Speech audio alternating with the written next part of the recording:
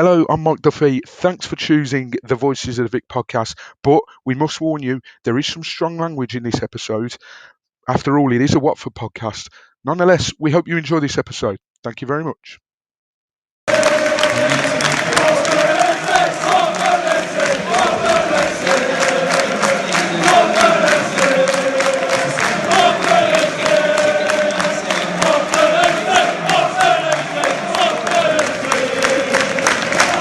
Hello and welcome to another episode of the Voices of Vic with me, Mike Duffy, and as always, Ben Aiton. Ben joins me again to discuss another Watford performance. Now, for the first time in 3 games, we're going to be dissecting a defeat, which it's always good fun dissecting those, eh? But Ben, how are you feeling after last night? Just feeling gutted, mate. After last night, I was expecting a performance. I thought we was going to be up for it. Going into the game after back-to-back wins and coming from behind, you would have thought we'd be high on confidence, momentum would be with us, but it was just a shower of shit last night, wasn't it, mate? It was. There was no fight whatsoever, which we'll get onto shortly. But as always, in true fashion on Voices of the Vic, we'll start with the team lineups. And we were all sort of, before the match, we were sort of saying, well, why change it if it's not broke? I've gone for that saying again, but I've completely forgot what the saying is, so I'm not going to bother trying to say it. But basically, don't change a winning side, basically. So there was only one change. It was enforced. Tom Cleverley coming in for Etienne Capoue, who I believe it's a hamstring injury. Don't know where I've read that. I think I read it on Twitter. Don't know how long he's out for. Hopefully not too long. Now we have sort of voiced our opinion on his performances, especially against Southampton and other performances where he's not been at his best. But these are the sort of games where he comes alive. So already before a ball has been kicked in what's arguably the biggest game of the season, that's quite a blow already. Did you not think then? Yeah, no, massively. Capoue, we've spoken about this before. Southampton at home, he was below par, wasn't he? He wasn't up for it. It looked like he was maybe tired. All these games coming in thick and fast. But massive to be missing Capoue yesterday. He's the kind of player that you need in the middle to win the battles in the midfield. They're the kind of games he's was probably put on his earth for. He's a warrior. He's going to fight for every ball, and we lacked that in the middle yesterday. I was surprised that Cleverley actually came in yesterday. I was expecting, if anyone was going to come in for Capoue, I would have said it would probably be Chalobah for me. So big shot to see Cleverley start ahead of him. Yeah, and I think you're not the only one. A couple of people on Twitter said they probably would have put Chalobah in there, but we know that Cleverley, he's got it in him when he wants, and he's an experienced player. That's probably the thinking behind it. He's got more experience in these sort of games, so perhaps the experience would take us over the line. That didn't go well. The only thing I would have said is the graphic that Watford put out, it looked as if Cleverley was playing alongside Hughes.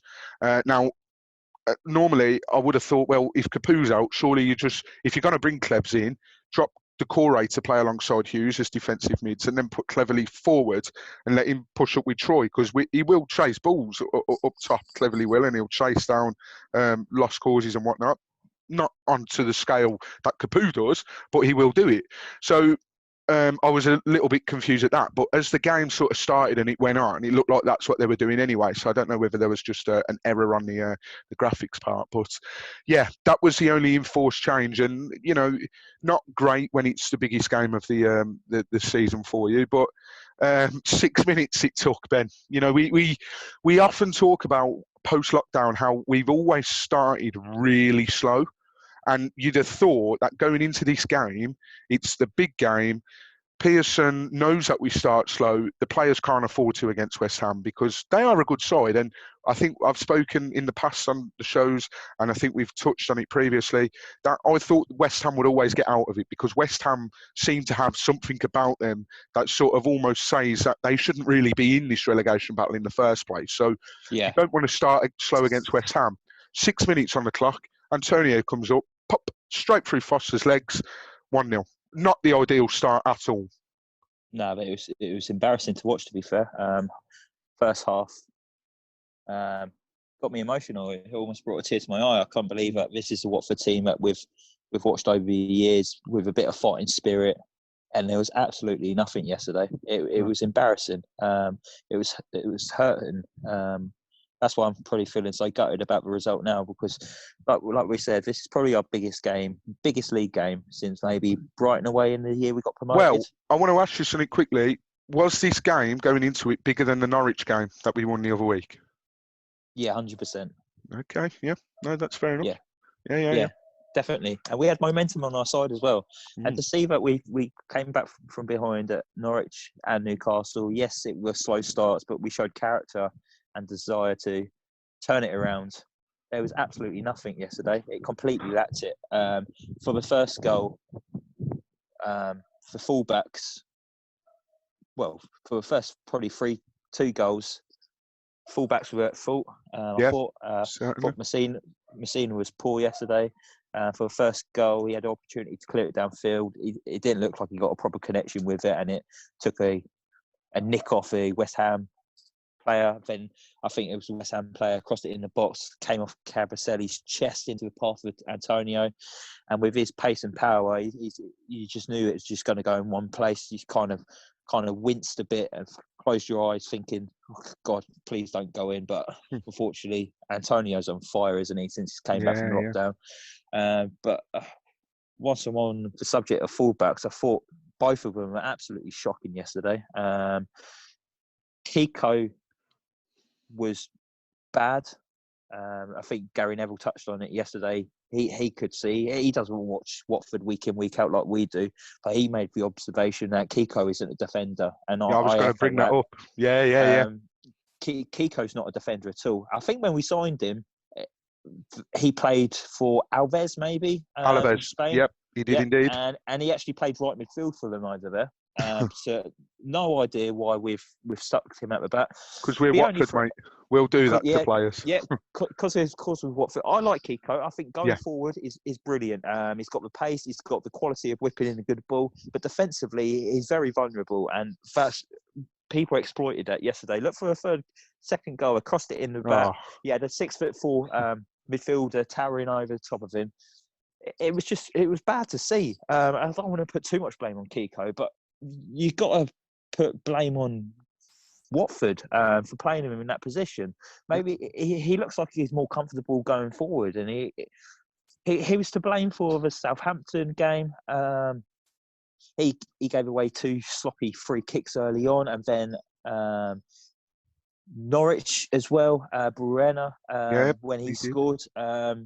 I think it was Hernandez got away from Kiko really easily, then played it to Bruena. He cut inside and popped it past Foster. So Kiko hasn't looked great at all since we've came back. He was better Newcastle second half when he was overlapping Sarr. But we really need... I know we've talked about addressing the centre-backs, but we need to address the whole back four. The whole back four. Left back, Messina, he was woeful yesterday as well. I think we need a left back, a right back, maybe 3 centre backs in the summer. It's not good enough. Not good enough at all. Sorry, I've gone massively off what we was talking about.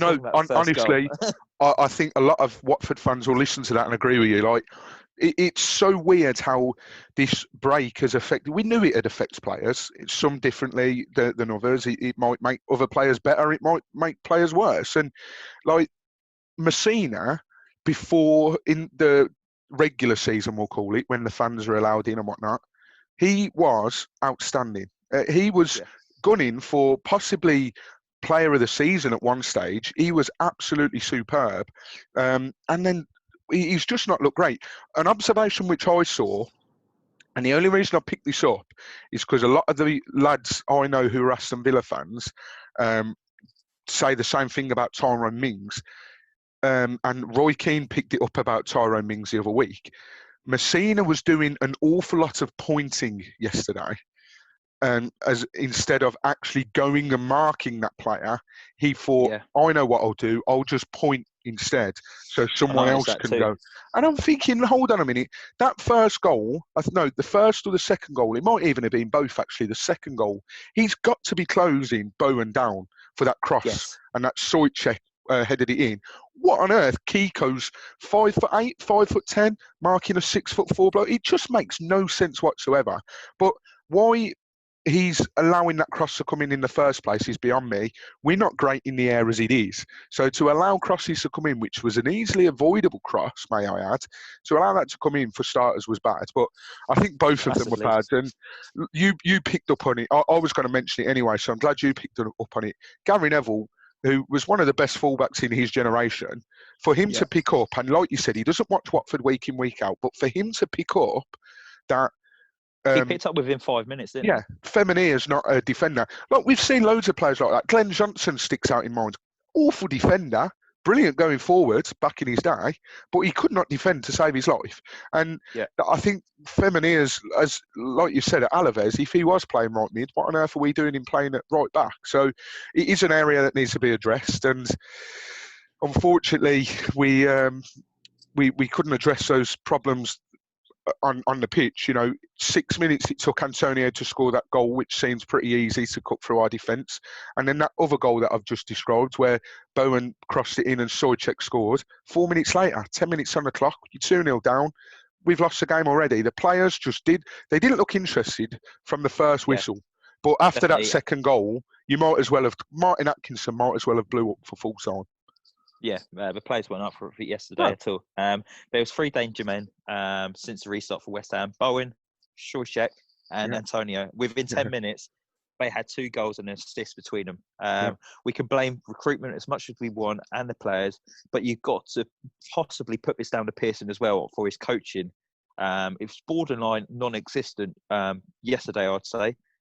What do they do in training? West Ham main threat is from crossing from wide areas. The players coming to the back post. What happened for the second goal was exactly that. What on earth goes on in training? Yeah. What do we do? Allow them to cross and get a run on the back post and tower above Kiko? It's not good enough. Yeah, that might be why he thinks it's working, because we're scoring all these crosses, but he's not clicked yet that it's actually against Kiko and it's Craig Dawson every time. Even he was a bit quiet yesterday. I was very surprised, but 2-0 at half. Was it 2-0? No, it wasn't. No, it was 3-0 at half time. Talk to me about that third goal. I'm not being funny. Number one, why are we allowing him to shoot from there? And I believe that was on Feminier's side as well. And number two, and I'm sorry, but we've given him enough credit in this podcast, but Foster yesterday wasn't at his best whatsoever. I think the best thing he did all game was making sure that Allah didn't make it 4-1 or 4-0, in the second half. But so firstly, why is he allowing the shot to go in there? And secondly, what's Foster doing, man? Like, what is he doing? I have no idea. I have no words. They're calling it a screamer as well, by the way. They're calling it a screamer. It wasn't a screamer. It was a shot on target. Exactly. It was a shot from distance on target. Okay. Weird. It was outside the box. Probably, I'll give him that. Yeah. I think probably the players blinded Foster's view of it, but he didn't even move. Mate. He did this against Southampton for Danny Ings from outside the box. He didn't move. He thinks it's going wide. Yeah. He is. He does. And yes, you was right. It happened down Kiko's side again. I want to point out another thing that Kiko did yesterday. I'm sorry. It seems like I'm just putting so much blame on Kiko, but everything's annoyed me yesterday watching his performance in the first half. I think he lost the ball on his side, and then fair play, he was trying to win it back, but he followed his man all the way over to Messina's side. And then he was over there for at least 2 minutes, and Gary Neville picked up on this yesterday, and he was like, "Oh, what's Feminine doing over there?" And then he was even said that Hughesy had to fill in at right back just because Feminine has gone for a walk. This is it. Like getting there's forward. No discipline.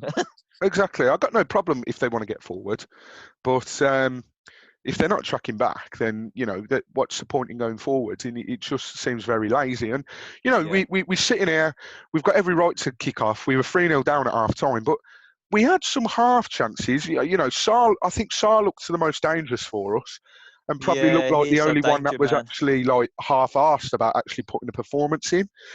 He should have done better. I believe it was in the first half where he's hit it down low and Fabianski has almost said Almunia then. Mind you, he probably could have played in goal for West Ham last night. But Yeah, Fabianski saved it with his feet, and then the rebound from Cleverley was blocked. So, Yeah. you know, we had half chances, yeah, and Yeah, if that had Dawson gone had a in, header that went over as well. So we did create exactly. chances in that first half. It wasn't all defensive problems. We did create some chances. We just couldn't put it in the back of the net.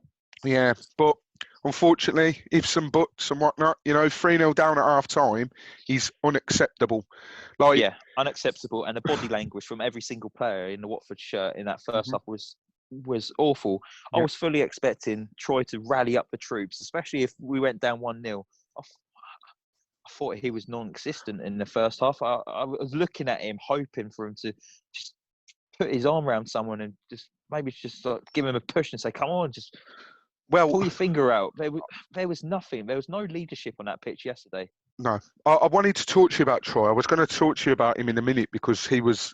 We started off the second half as normal. I think we can put the first half behind us. I don't really want to relive that too much because to go 3-0 down against a fellow relegation struggler, 3-0 at half time, it's not great, is it? But second half, we do what Watford do. We come out the blocks and we just look like, okay, we're getting somewhere. We're putting a few passes together. We're looking good. Troy Deeney scored. He's scored again, back-to-back goals. I think that's the first time he's done it. I did Since have 2018, I've seen. 2018. We love a stat on this show. We love them. He scored in consecutive Premier League matches for the first time since March 2018. And also another stat which will bring us right back down to reality. That was actually us losing the 5th consecutive Premier League away game for the first time since May 2018. So we'll level it out there. But yeah,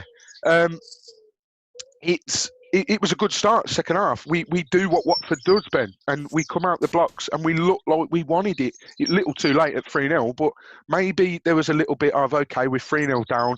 Let's try and protect the goal difference, which I want to touch on in a little bit. But let's just protect the goal difference. If we can get one back, brilliant. If we can get 2 back, brilliant. If we'd have got a second goal, I'm telling you now, West Ham, and excuse my language, but West Ham would have shit themselves. Yeah, definitely. West Ham would have been nervous. They looked nervous at 3-1 when we were turning it on second half. They looked like they was getting deeper and deeper, and they was allowing us to have the ball. But yeah, for our goal back, Decore, great run from midfield, and that's Decore at his best. He wasn't great first half, but second half he looked like he turned it on, and he was like, "Right, I need to pull up my sleeve as well." He saw Sarr was doing it in the first half. It's like, we need to help Sarr out here. So he got ballsy second half.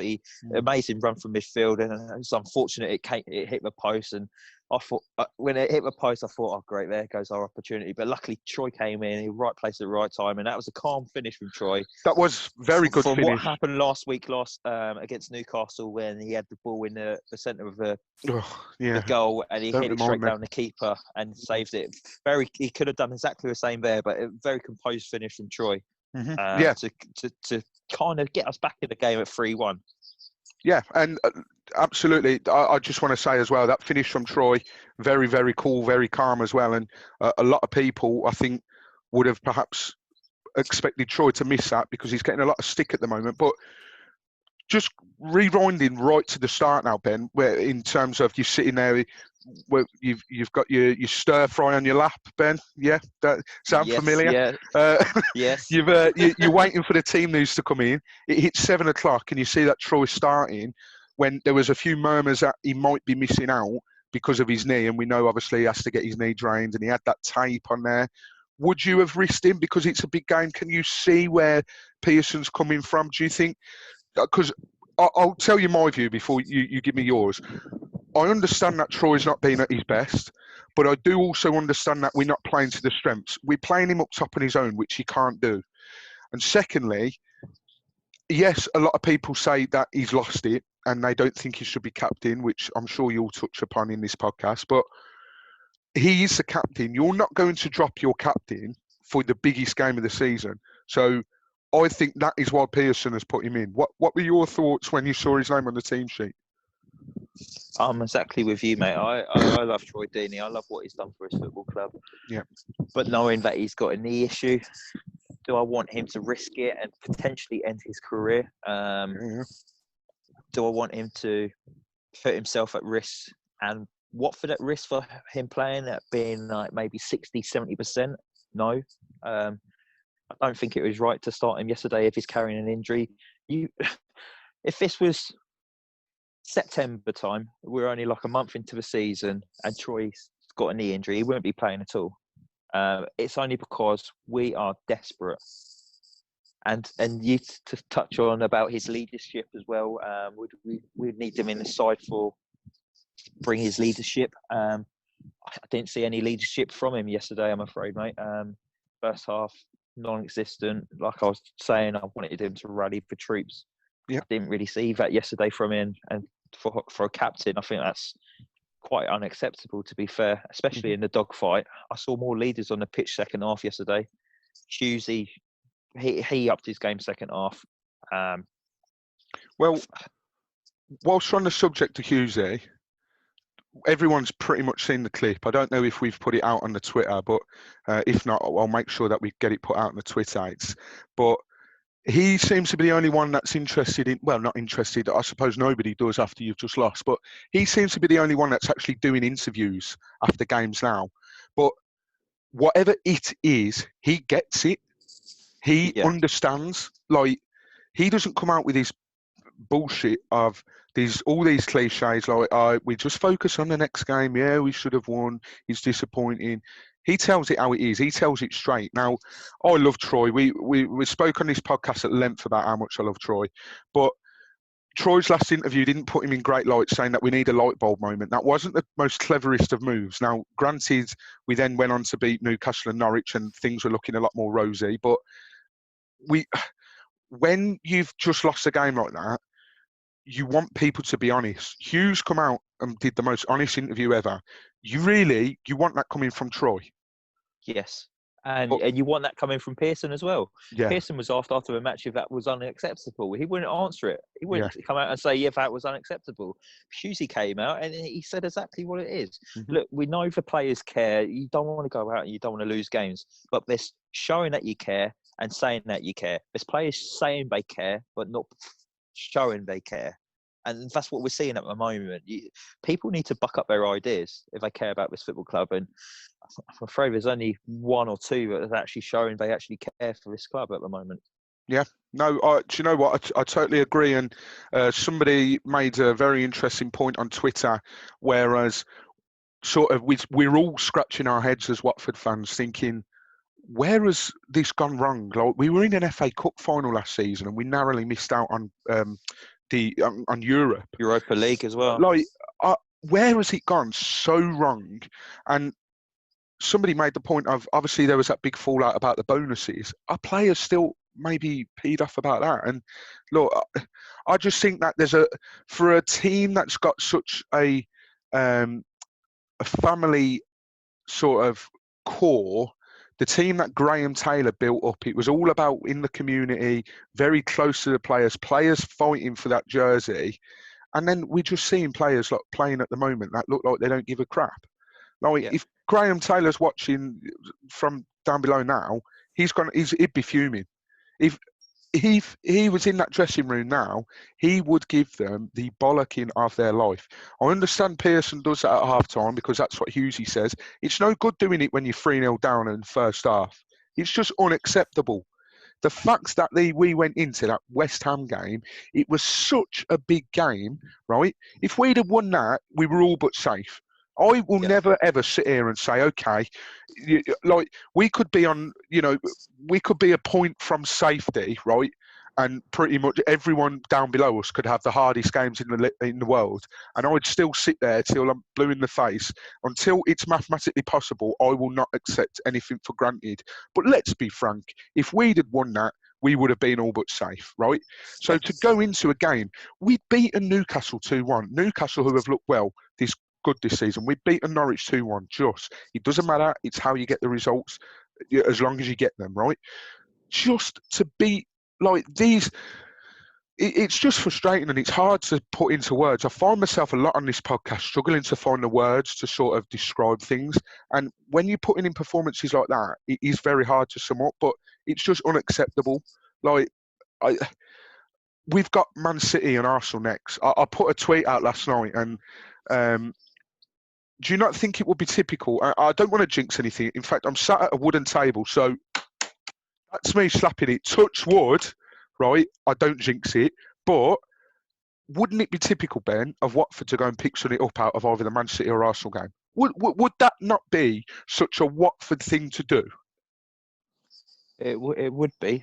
We've done it in the past. I think Yeah. Cleverly did a interview after the game yesterday, and he touched upon that we've beaten big sides before. And I actually a tweet from you last night as well. And he's a big believer of, City's a massive side and they're unplayable, but out of 100 times we could beat them about once. And maybe Tuesday night will be that one time that we do beat them. So I'm with your dad on that. Anything can go. Anything can happen in football. We beat Liverpool at home. I don't think it will happen Tuesday, but anything can happen. Well, this is it. You know, they've got a FA Cup semi-final today on Saturday as we record this. Obviously, they're going to put all their big guns out. I'm kind of annoyed that they rested a lot of players for the Bournemouth game as well. That in a relegation fight, for them to rest a lot of players as well, I think that shows a lot of disrespect to other teams fighting down the bottom.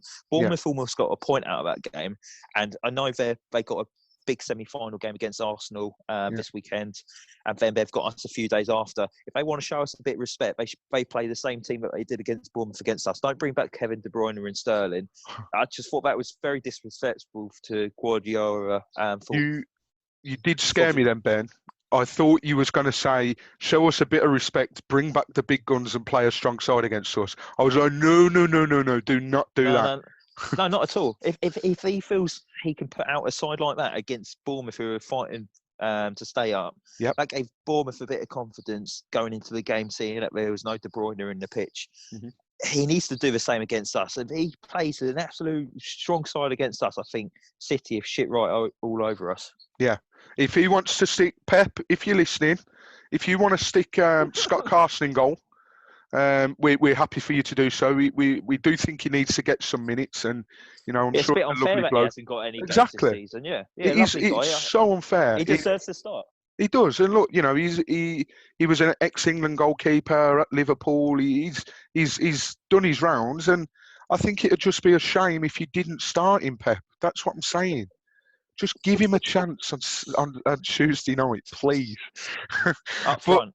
Up front. Yeah, Man City have played a goalie up front before. In fact, get Stuart Pearce back in. Get Stuart Pearce. I've heard he's actually looking for work. David James is doing nothing. He's bankrupt. He needs some money. Yeah, just bring them back, Pep. If you're listening, bring them back. Please. I'm sure he is listening, mate. Yeah, no, I'm sure he is. He's having his cornflakes at the moment, sat in his 17-bedroom house in Manchester, overlooking, I don't know, the Etihad, and he's got Voices of the Vic on. Drop us a follow on Twitter, man. But going back to we always do that, Ben. We always seem to go off topic. But let's go back on topic. But let's not talk about the game anymore. I'm done with that. That was. Can I talk about one thing about the game? What is it? Why take the Decore off? Okay, yeah. And while we're at it, we'll talk about in a minute the striking options that this club has. But striking options? Exactly, Ben. But yeah, why take the core off? Absolutely for Chalobah. Would you have taken Cleverly off and brought Chalobah on, and then put Chalobah and Hughes together, and then switch the core back up? Is that what you would have done? Yeah, 100%. And this is another example of Pearson's substitutions when he's Watford manager. He's never done a positive substitution. Whenever he's done a substitution for us, I always feel like he's taken us backwards. Holebas come on against Southampton. He crossed it in and we'd scored an own goal, mate. No, I know what you mean, though. It is bad. 99% of the time, his substitutions have killed momentum in games, haven't they? Do you know who I think? Momentum yesterday. I think he's sort of pulled João Pedro's pants down a little bit, so to speak. João Pedro, I thought, yes, he's coming on. I looked at the clock. There's 5 minutes left. I'm like, what is he going to do in 5 minutes? Well, he tried to bang one in the top corner, didn't he? But Christ, yeah. He would normally put that in row Z of a normal ground. Actually. Put it in row A of the It's funny you say that, Ben. I'm just looking at my window. It's just landed in my back garden. Oh, okay. Are you sure? No, it was awful though. It was. I love the kid to bits, but it was not great. I get a sense of watching him sometimes that he's just running around like you and me. If we got the Yeah. opportunity to play the Premier League, He's you like a just run dog. around like a head. Yeah, you run Yeah, around yeah. like a headless Like a chicken or dog like a chasing a dog. pigeon or something, man. He's just been taken off the lead, hasn't he? Yeah, he's Yeah, yeah.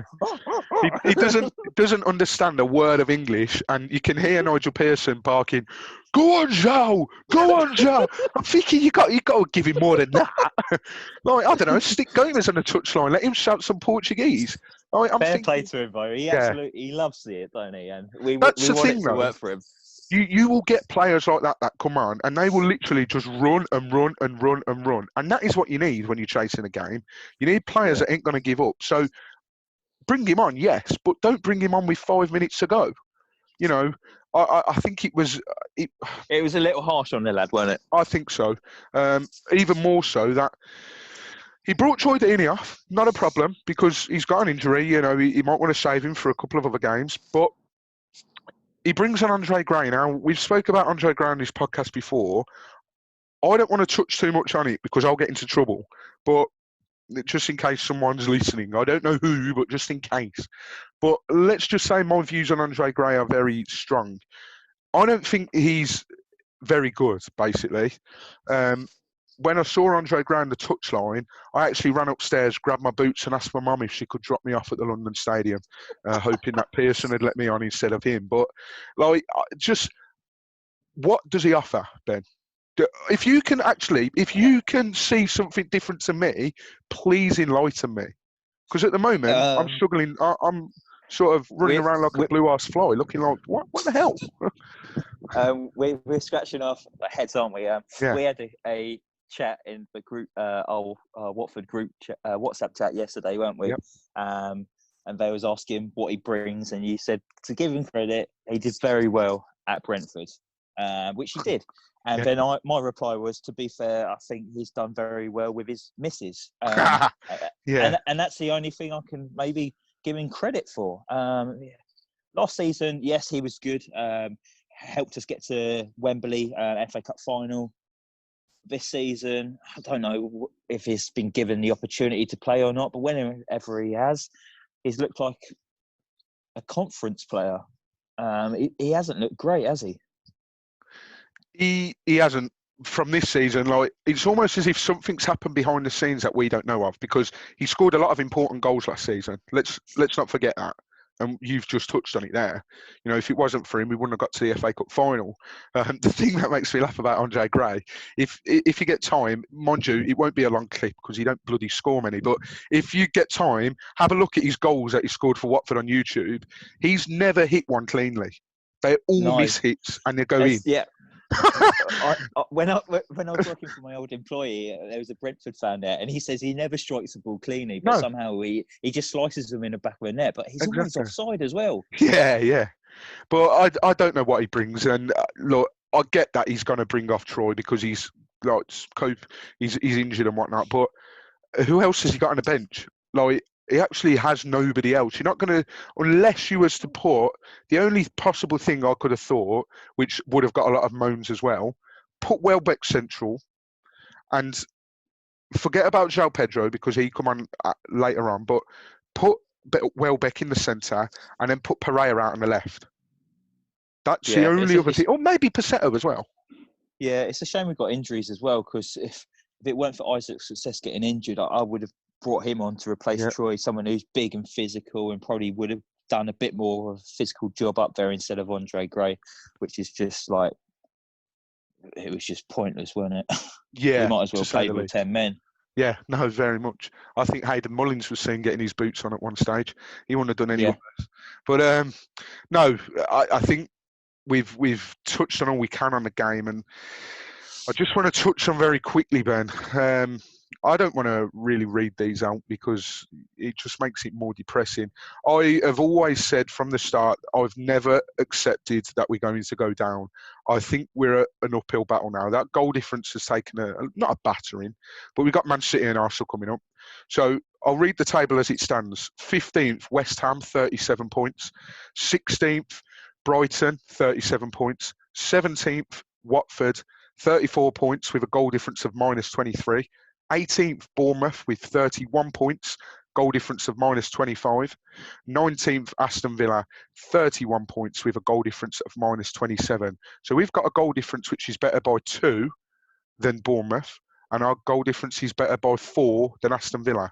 The slight snag is, God, that was almost a slip of the tongue, is that we've got to play Man City and Arsenal. Now, Man City, I'll take a 5-0 at best because Man City hammer us. And also, like we've said, my dad did put a tweet out, you could play City 100 times. You're bound to win or draw one of them, and we'll take that on Tuesday. Bournemouth have got Southampton on Sunday, and nobody seems to be pointing it out. Why is nobody pointing this out? Southampton and Bournemouth are rivals. Southampton are shit hot away. Bournemouth, okay, they've been good of late, but Southampton will want to beat them because they will want to relegate them. Albeit, if they did lose, it won't relegate them because we didn't win. But albeit, like, they will want to relegate them. So why is nobody pointing it out? Everyone's saying, I think Bournemouth are going to get a point. I think they're going to beat Southampton.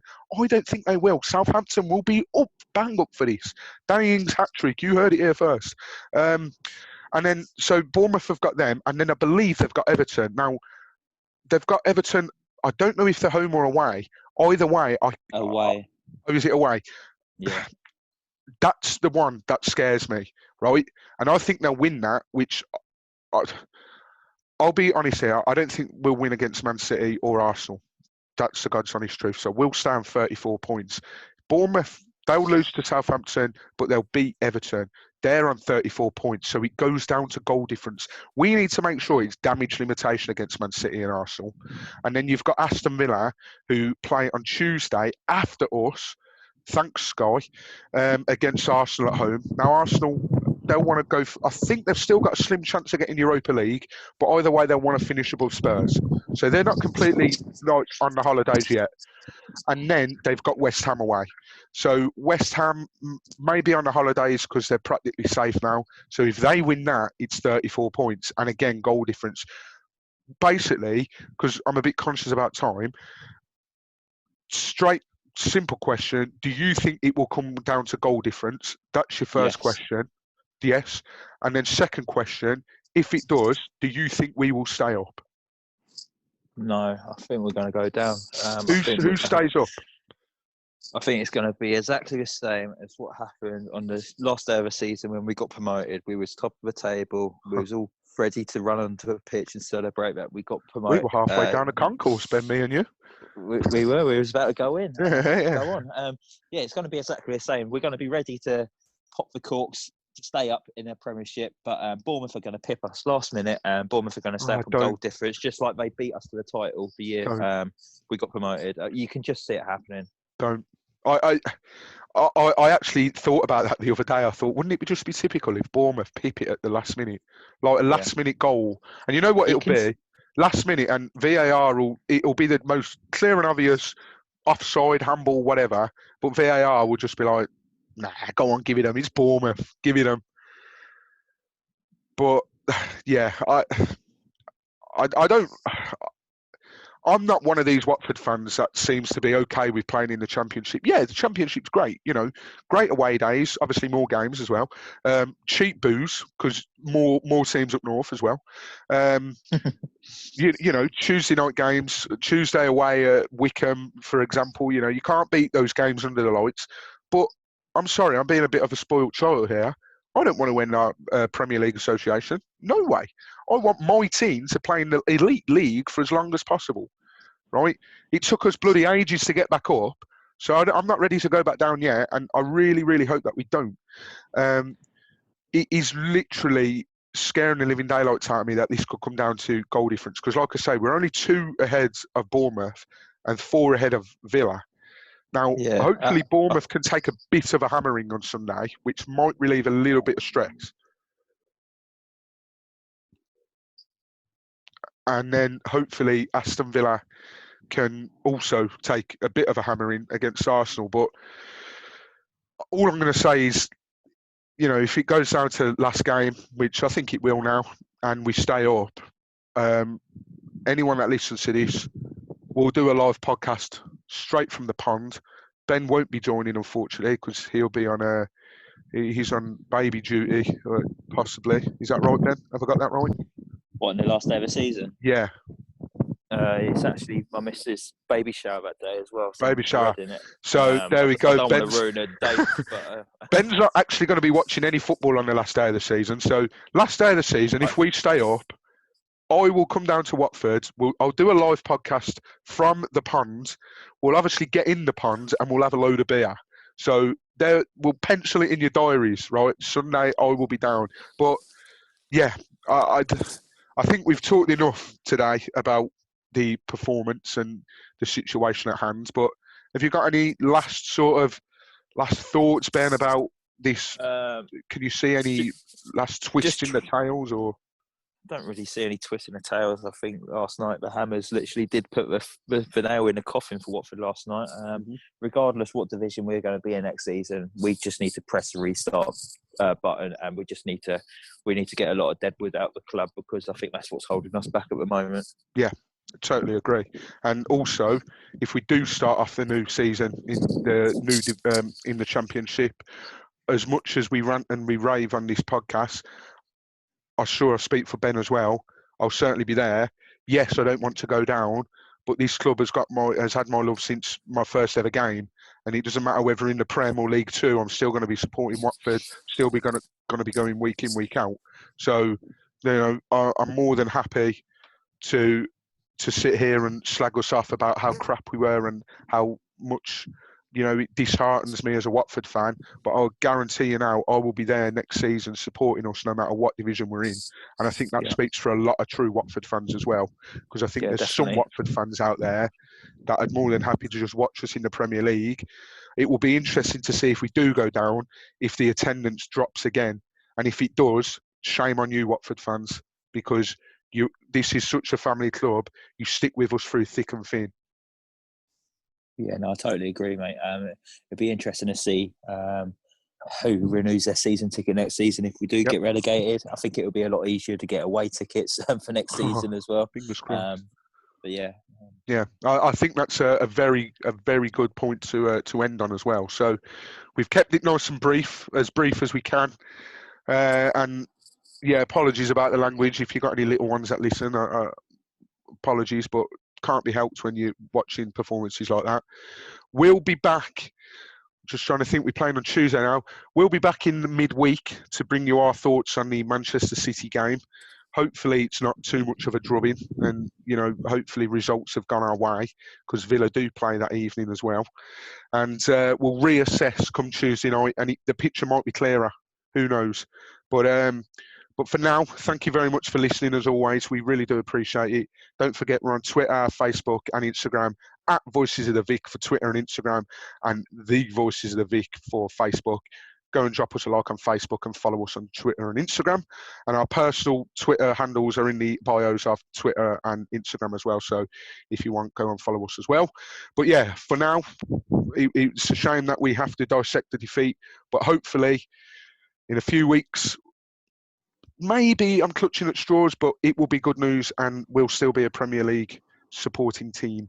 So, yeah, from me and Ben, thank you very much for tuning in, and we'll speak to you next time. Thank you very much.